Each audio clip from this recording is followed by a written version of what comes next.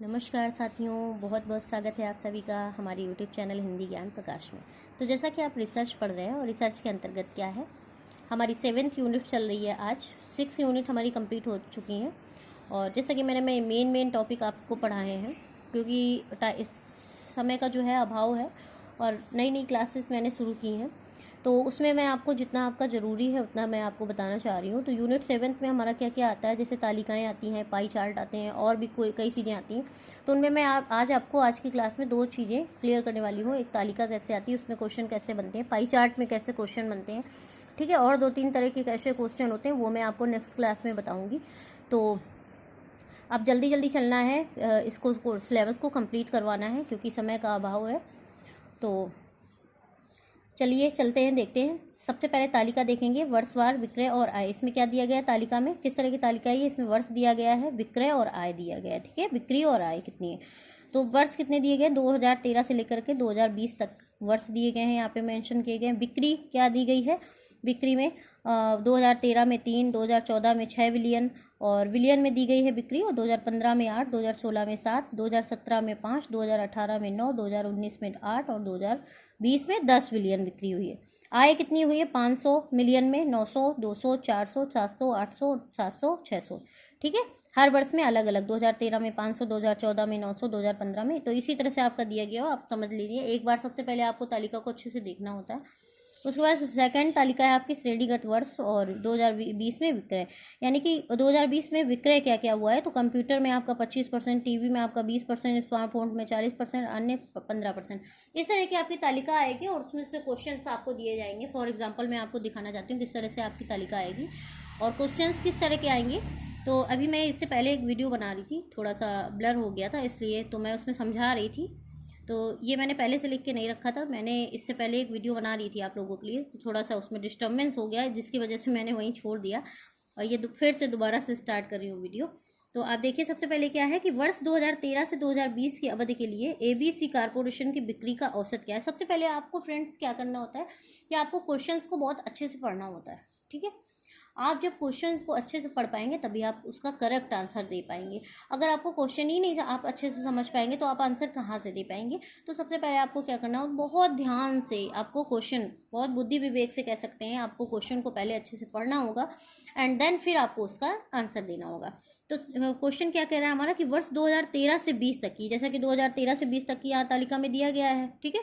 उसकी अवधि के लिए ABC कॉर्पोरेशन की बिक्री का औसत रुपये बिलियन में क्या है, मतलब ABC मतलब पूरा विलियन में औसत क्या है। 2013 से 20 तक का औसत पूछ रहा है ना, तो उसमें क्या होता, फिर आपको किस तरह से ये क्वेश्चन सॉल्व करना है। तो सबसे पहले आप देखिए कि औसत की जहाँ बात आती है वहाँ पे हमारा एक फॉर्मूला होता है, ठीक है।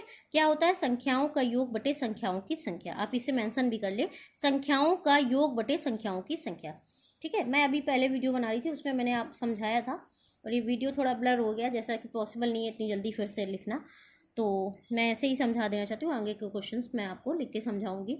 तो संख्याओं का योग बटे संख्याओं की संख्या। अब देखिए संख्याएं कितनी है, संख्याओं का योग 2013 से 2020 तक की संख्याओं का, सभी संख्याओं का आप योग करेंगे। योग कैसे करना है आपने, 3 + 6 + 8 + 7 + 5 + 9 + 8 + 10, पूरी आपकी 2013 से 20 तक की आपको संख्याएं लिख लेनी है, ठीक है, 2020 तक की। उसके बाद आपको दो दो संख्याओं का आप योग करेंगे, पेयर बना लीजिए, 3 6 का, 8 7 का, 5 9 का, 8 10 का, ऐसे पेयर बना लीजिए। फिर आपको इजी हो जाएगा योग करना। 6 3 9 हो गए आपके, 8 7 15 हो गए आपके, ठीक है, 5 9 5 14 हो गए आपके, 8 10 18 हो गए आपके। फिर आप जब आप योग करेंगे तो 9 15 14 18, ये 4 संख्याएं आई आपकी। फिर दो दो का योग कर लीजिए, 24 आ गया, 15 9 और 14 और 18 32 आ गया आपका। फिर 24 और 32 का योग कर लीजिए तो 56 आ गया। 56 के नीचे फिर संख्याओं का योग बटे क्या था, संख्याओं की संख्या। ये तो हो गया हमारा संख्याओं का योग 56। अब संख्याओं की संख्या, संख्याएं कितनी है, टोटल संख्याएं कितनी है, तो 1 2 3 4 5 6 7 8 संख्याएं आपकी, ठीक है। तो आप क्या करेंगे फिर, 56 के नीचे कितना लिखेंगे, 8। संख्याओं का योग बटे संख्याओं की संख्या आपका फॉर्मूला हो, या ये फॉर्मूला आपको याद है तो आप कहीं से भी क्वेश्चन को गलत नहीं कर पाएंगे, आज करेंगे आप सही करके ही आएंगे। तो आपको ये फॉर्मूला छोटा सा ही याद रखना, ठीक है। अब 8 में 56 का भाग दे देंगे और 56 में 8 का भाग दे देंगे तो कितना आएगा आपका, 7 आ जाएगा, ठीक है। 8 7 56, तो 7 आपका आंसर, 7 ये जो है आपका राइट आंसर होगा, ठीक है। तो आपका राइट आंसर क्या होगा, 7 होगा। तो आपको ये बहुत अच्छे से समझना होगा। बहुत इजी क्वेश्चन था आपका, बहुत डिफिकल्ट नहीं था, लेकिन आपको अगर समझ में नहीं आएगा तो अभी यही क्वेश्चन आपको बहुत डिफिकल्ट लगेगा। तो औसत निकालना आई होप कि आपको बहुत अच्छे से आ गया होगा। कहीं भी औसत की बात आती है तो फॉर्मूला छोटा सा आपको याद रखना है, संख्याओं का योग बटे संख्याओं की संख्या। सबसे पहले संख्याओं का योग करेंगे, फिर कितनी संख्याएं हैं संख्याओं का योग बटे करके आपको जितनी भी संख्याएं हैं वो संख्या मेंशन करके आपको उसमें उसका भाग दे देना है, और जितना आंसर आएगा वही आपका राइट आंसर होगा। अब इसमें बिक्री का औसत पूछा था तो आपको बिक्री की ही संख्याएं लिखनी है, ये भी आप याद रखेंगे। आय का औसत पूछा है तो आय का योग करना है। बिक्री का, यहाँ पे बिक्री का, तो सबसे पहले आपको क्या करना है, सबसे पहले आपको तालिका को एक बार अच्छे से देखना है, फिर क्वेश्चन को देखना है, फिर तालिका को देखना है, फिर उससे क्वेश्चन का आंसर सॉल्व करना है। क्वेश्चन को बहुत ध्यान से पढ़ना है, ये मैं फिर आपको बता रही हूँ बार बार, ठीक है। तो मेरी कोशिश पूरी यही है कि आपकी जो है जल्दी से यूनिट कंप्लीट हो जाए, क्योंकि समय का बहुत अभाव है। तो चलिए आगे नेक्स्ट क्वेश्चन देखते हैं। किस वर्ष में पूर्वगामी वर्ष की तुलना में प्रतिशत वृद्धि सर्वाधिक थी? ठीक है, तो किस वर्ष में पूर्वगामी वर्ष की तुलना में, मतलब पहले की वर्ष की तुलना में किस वर्ष में ऐसा हुआ है कि जस्ट मतलब प्रतिशत में सबसे अधिक वृद्धि हुई? सर्वाधिक मतलब सबसे अधिक वृद्धि। पहले के वर्ष की तुलना में किस वर्ष में, ये प्रश्न पूछ रहा, पहले के वर्ष की तुलना में किस वर्ष में सर्वाधिक वृद्धि हुई है? ठीक है, तो देखिए चलिए देखते हैं। 2013 में 500 की हुई, तो 2014 में 900 की हुई। ठीक है, 400 का इसमें ये रहा, लेकिन प्रतिशत में देखेंगे तो वही लगभग 42 ऐसे परसेंट निकलेगा आपका। ये वृद्धि 2015 में 200 की और 2016 में 400 की, यानी जस्ट डबल हुई है। इसमें 50% की आपकी वृद्धि हुई है, सबसे ज़्यादा इसी में है। इसमें 17 में 700 की, उसमें 800 की, 700 की, 600 की। तो सबसे ज़्यादा आपकी वृद्धि किस में हुई है? Just double. 2016 में सबसे ज़्यादा वृद्धि हुई पहले के वर्ष की तुलना में, यानी 200 थी, जस्ट डबल हो गई उससे 400। ठीक है, तो सबसे सर्वाधिक वृद्धि किस वर्ष में हुई है आपकी? बहुत very easy and very simple question है ये। तो सर्वाधिक वृद्धि किस में हुई है? 2016 में हुई है आपकी। ठीक है, तो राइट आंसर आपका क्या होगा? राइट आंसर आपके क्या होगा? 2016 ही होगा राइट आंसर आपका। ठीक है, तो ये आप देख लीजिए। आप तालिका को अच्छे से देखेंगे, पहले क्वेश्चन को अच्छे से पढ़ेंगे, फिर तालिका को अच्छे से देखेंगे, और यहाँ से आपका आंसर जो है आपको मिल जाएगा। तो ये जो 2 क्वेश्चन है आपके सॉल्व हो गए। इसी तरह के आपके क्वेश्चन पेपर में आने वाले हैं, तो आप बहुत ध्यान से इसको समझेंगे। और आगे देखते हैं नेक्स्ट क्वेश्चन क्या है हमारे। वर्ष 2015 में आय तथा बिक्री के बीच का अनुपात क्या था? अब देखिए 2015 में, वर्ष 2015 में आय तथा बिक्री के बीच का अनुपात क्या था? तो एक बार हमें पीछे चलना होगा इसके लिए, एक सेकेंड। वर्ष 2015 में आय कितनी हुई है? 8 बिलियन, और नहीं, बिक्री है जो हमारी वो 8 बिलियन है, और आय जो है हमारी 200 मिलियन है। ठीक है, तो इतना आपने याद रखना है, 8 बिलियन और बिक्री, और 200 जो है मिलियन हमारी आय। अब देखिए ये क्वेश्चन आपको बहुत ध्यान से समझना है, 8 बिलियन और मिलियन। सबसे पहले आपको ये जानना होगा बिलियन क्या होता है और मिलियन क्या होता है ना।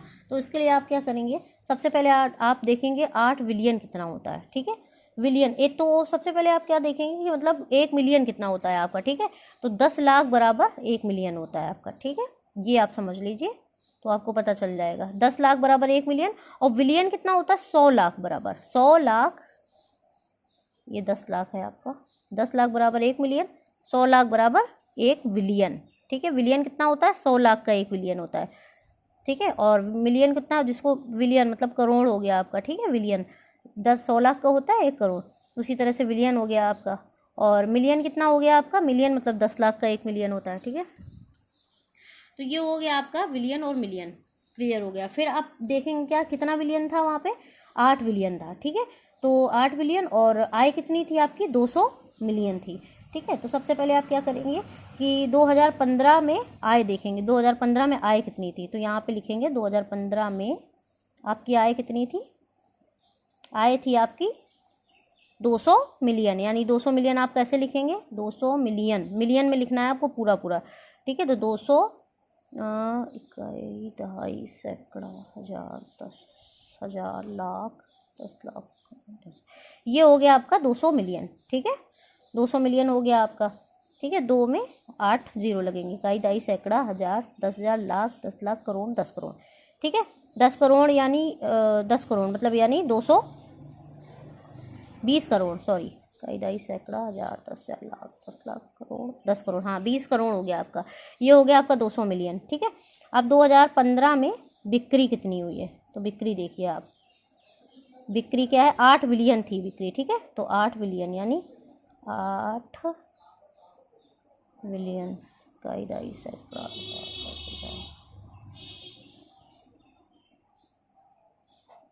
ये हो गई आपकी 8 मिलियन। ठीक है, ये आपकी 8 बिलियन हो गई और ये 200 मिलियन हो गई। ठीक है, एक जीरो इसमें एक्स्ट्रा है बस, ठीक इससे।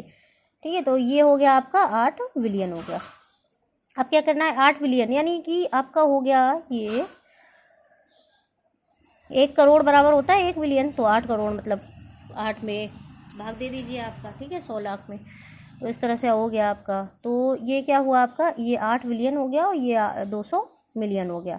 तो अब आपको क्या करना है कि इसमें जो है आपको ऐसे सीधे सीधे कट कर देना है। बिन बिन आप गिन लीजिए 1 2 3 4 5 6 7 8, 8 जीरो इसके काट दीजिए आप, और 8 ही जीरो गिन के इसके काट दीजिए, तो कितना बचेगा 3 3 6 3 2 8। ठीक है, अब यहाँ पे बचा 80, यहाँ पे 2, तो यहाँ पे कितना आया आपका 2:80 आ गया। 2:80 को अब ये देखिए अनुपात को काटना कैसे, अनुपात समानुपात क्या होता है, तो सम संख्या से जिसको पूरा पूरा भाग चला जाए। ठीक है, तो इसमें क्या है 2 से ही भाग दे देते, 2 एकम 2। ठीक है, अनुपात करेंगे, उसके बाद इसको काट देंगे तो 40 से कटेगा। ये कितने से कटेगा, 40 से, 2 का भाग जाएगा, तो इसमें अनुपात आपका कितना आ जाएगा 1:40। तो आपका राइट आंसर क्या होगा, डी नंबर। ठीक है, तो ये अनुपात वाला भी क्वेश्चन आपका बहुत इजी क्वेश्चन है, तो आपको क्वेश्चन को पहले बहुत ध्यान से पढ़ना है, फिर इसको आंसर जो है आपको देना है।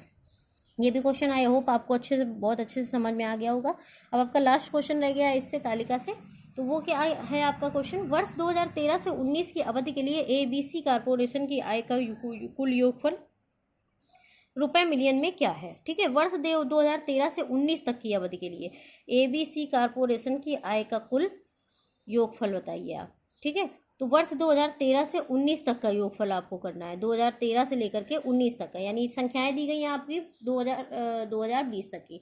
ठीक है, तो आपको एक बार फिर से पीछे चलना होगा, तो आप ये देखिए 2013 से 19 तक का ये यहाँ तक की संख्याओं का आपको योग करना होगा। ठीक है, तो 500 900 200 400 700 800 और 700। ठीक है, इतने का योग करना होगा आपको, तो इन सब का योग कर देना, 2013 से 19 तक का योग आपको कर देना है। ठीक है, आय का योग करना, आय का योग पूछा है ना, तो आय का योग करना, तो मैं बताती हूँ आपको कैसे योग करना है।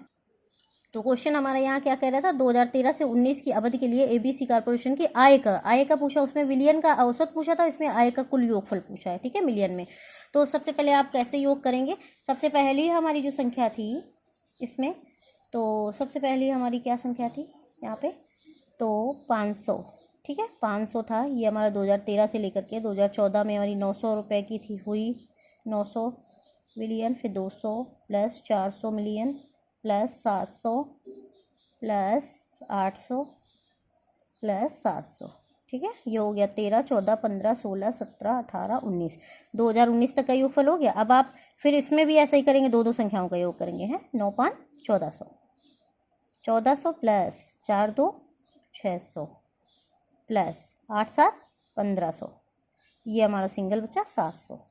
ठीक है, अब ये दो संख्याओं का योगफल कर दीजिए, 14 6 2000 आपका हो गया, 2000 प्लस 15 7 2200 हो गया आपका, 2200। ठीक है, तो 2200 हो गया। अब 2000 को 22 में ऐड करेंगे तो कितना आ जाएगा आपका 4200। राइट आंसर हो गया आपका। इट्स वेरी इजी क्वेश्चन है ना। तो इन सब का योगफल पूछा, आय का योगफल पूछा, तो आय की संख्याओं का योग कर देंगे और आपका राइट आंसर आ जाएगा। तो राइट आंसर आपका क्या होगा 4200। क्वेश्चन को अच्छे से पढ़ेंगे, 2013 से 19 तक का ही पूछा है, आप सारी संख्याओं का योगफल नहीं कर देंगे। 2013 से 19 तक पूछा, औसत कितना पूछा था, 2013 से 20 तक का पूछा था, तो सारी संख्याओं का योग कर दिया गया। ठीक है, तो ये आपको क्वेश्चन आपको बहुत अच्छे से पढ़ना है, तभी आप आंसर अच्छे से दे पाएंगे। तो ये तो हो गया आपका पहला तालिका वाला क्वेश्चन। अब आप देखते हैं पाई चार्ट, आपको बताते हैं पाई चार्ट में दिया जाता है। पाई चार्ट का अध्ययन कीजिए और प्रश्नों का उत्तर दीजिए। ठीक है, यहाँ पे आपको एक पाई चार्ट दिया जाएगा। पाई चार्ट कई तरह का, एक तो आपको डिग्री सेल्सियस वाला दिया जाता है, तो डिग्री सेल्सियस आपका क्या होता है 360 डिग्री सेल्सियस, और प्रतिशत कितना होता है आपका 100%। तो ये मैं आपको प्रतिशत वाला बताना चाह रही हूँ, प्रतिशत वाला ज़्यादा पूछते हैं। तो प्रतिशत में क्या दिया गया, छपाई का व्यय दिया गया, छपाई में कितना खर्च हुआ 35%, जल्दसाजी में 12%, विज्ञापन में 18%, रॉयल्टी में 15%, और विविध व्यय जो है वो 5%, कागज पर व्यय 15%। तो सबसे पहले हमने ये देख लिया पाई चार्ट। पाई चार्ट के बाद हम क्वेश्चन पे जाएंगे। सबसे पहला हमारा जो क्वेश्चन होगा वो हमारा क्या होगा, यदि पुस्तक की 5000 प्रतियां छापी गई हो, यदि पुस्तक की 5000 प्रतियां छापी गई हो तो विविध रुपये 1500 हो, तथा प्रकाशक 25% लाभ चाहता हो तो पुस्तक की एक प्रति का अंकित मूल्य निकालना होगा। अब देखिए क्या क्वेश्चन कह रहा है, यदि पुस्तकें कितनी छापी गई हो 5000, ठीक है, कुल 5000 पुस्तकें छापी गई हो और विविध का व्यय कितना हो 1500 हो, ठीक है, विविध का व्यय तो 1500 कितने, विविध का जो व्यय हो 1500, तो 1500 विविध व्यय हमारा कितना दिया गया है 5% दिया गया, तो 5% यहाँ पे 1500 दिया गया, ठीक है, इतना तो आप समझ ही गए होंगे। विविध का व्यय 1500 तथा प्रकाशक 25% लाभ चाहता हो, यानी कि 5000 रुपये की प्रतियां छापी गई, 5000 प्रतियां छापी गई, विविध व्यय जो है हमारा वो 1500, तो प्रकाशक 25% लाभ चाहता हो तो पुस्तक की एक प्रति का अंकित मूल्य कितना होगा। तो एक किताब कितने की हुई, तो सबसे पहले आपको ये निकालना होगा कि आपका जो ये है कि परसेंट, यानी कि 1500, विविध का व्यय कितना दिया गया है आपको यहाँ पे, सबसे पहले आप ये देखिए विविध कितना है 1500 और कितने परसेंट का है, यानी 5% का आपको मूल्य दिया गया 1500 रुपये, ठीक है। तो आप सबसे पहले क्या करेंगे, आपने सबसे पहले 1% का दाम निकालना होगा, तो 500 यानी विविध का व्यय यहाँ पे 1500 दिया गया, ठीक है, इतना आपका क्लियर है। तो क्या हुआ यहाँ पे, आप क्वेश्चन कैसे सॉल्व करेंगे, 5%, हाँ यहाँ पे निकालिए आप 5% बराबर 1500 दिया गया, ठीक है, तो 1% कितना होगा, तो 1% बराबर कैसे होगा आपका 1500 में 3 का भाग दे 5 का भाग दे देंगे, ठीक है, तो 1% आपका निकल आएगा 53 और नहीं सॉरी 5×15, 5×15 और 300, यहाँ पे 300 निकल आया, 300 जो रुपए है वो आपका 1% निकल आया, ठीक है, 300 आपका 1% निकल आया। तो 1% आपका जब 300 निकला तो आपको कैसे क्वेश्चन को सॉल्व करना है कि 300 में आपको क्या करना है, 300 ये हो गया आपका 1 2 3 4 5, 300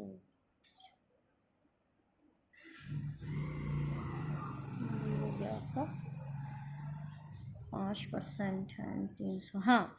तो आप सबसे पहले आपको क्या करना है, 300 आपका निकल आया, ठीक है, तो 300 में आपका 100, अब 100% निकालना, 100% आपका कुल कितना है हुआ जाके, तो 100% निकालेंगे तो क्या करेंगे 300 में 100 का भाग दे देंगे, तो आपका 100% का जो मूल्य है वो निकल के आपका सामने आ जाएगा। तो 300 में 100 का गुणा करेंगे तो कितना आ जाएगा आपका 30,000 आ जाएगा, 30,000 आ गया, ठीक है, इतना क्लियर है आपको, 30,000 आ गया योगफल। अब योगफल करने के बाद क्या करना है, अब आपको 30,000 का क्या करना होगा, 25% लाभ चाहता हो, यानी 25% जब लाभ होगा तो कितना होगा लाभ, तो 25% लाभ, तो 30,000 का आप 25% लाभ चाहते हो, 30,000 तो ये मूल्य हो गया आपका 5,000 प्रतियों का, ठीक है, 5,000 प्रतियों का कितना मूल्य हो गया 30,000 आपका, ठीक है, 30,000 रुपये आपका 5,000 प्रतियों का मूल्य हो गया। इसके बाद 25% लाभ चाहता हो तो इसमें ऐड करना 25%, पहले आप निकालेंगे 30,000 का 25% कितना होगा, तो 30,000 में क्या करेंगे भाग दे देंगे 30,000 गुणित 25/100 कर देंगे, 2 बिंदी इसकी काटी 2 बिंदी इसकी, 300 में 25 का गुणा करेंगे तो आपका आंसर आ जाएगा, राइट आंसर आ जाएगा आपका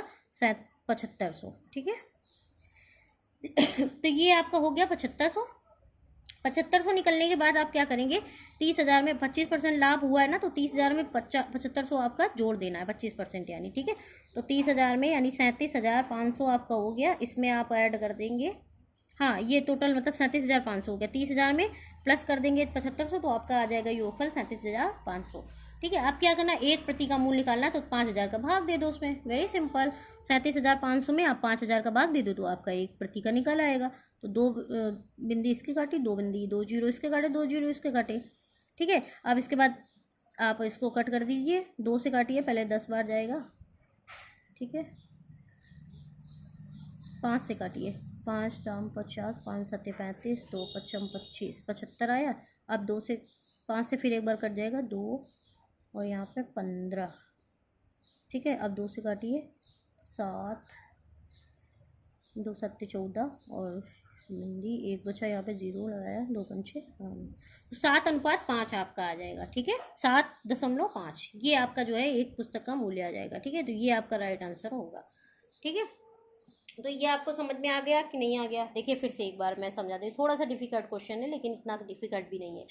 तो सबसे पहले आपका क्वेश्चन क्या पूछा, एक पुस्तक की प्रतियां 5,000 छापी गई, ठीक है, विविध व्यय आपका कितना है 1500, तो प्रकाशक 25% लाभ चाहता हो तो पुस्तक की एक प्रति का मूल्य अंकित कीजिए, ठीक है। तो सबसे पहले आपको क्या करना है कि 5,000 प्रतियां, विविध का व्यय कितना दिया गया 5% दिया गया है, तो विविध व्यय 5% हो तो सबसे पहले आपको पूरे जो मतलब 100% आपको मूल्य निकालना होगा, 1500 है 5% का, ठीक है, तो आपको पहले 1% निकालना होगा, तो 1500 का भाग दे देना 5 में, ठीक है। 1% निकला है यानी 300 रुपये निकला है।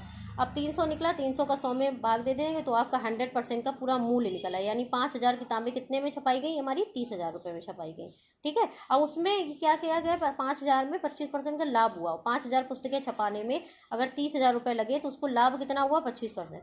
तो 30,000 का 25% पहले लाभ निकालना होगा, तो 30,000 का गुणा 25/100 कर देंगे। फिर आपका ये इधर जो है 7500 आपका योग निकलेगा। 7500 आपका जो ये निकलेगा 30,000 का जब 25% निकालेंगे तो 7500, तो 30,000 में 7500 आपको ऐड कर देने, 37,500 37,500 आ जाएगा आपका।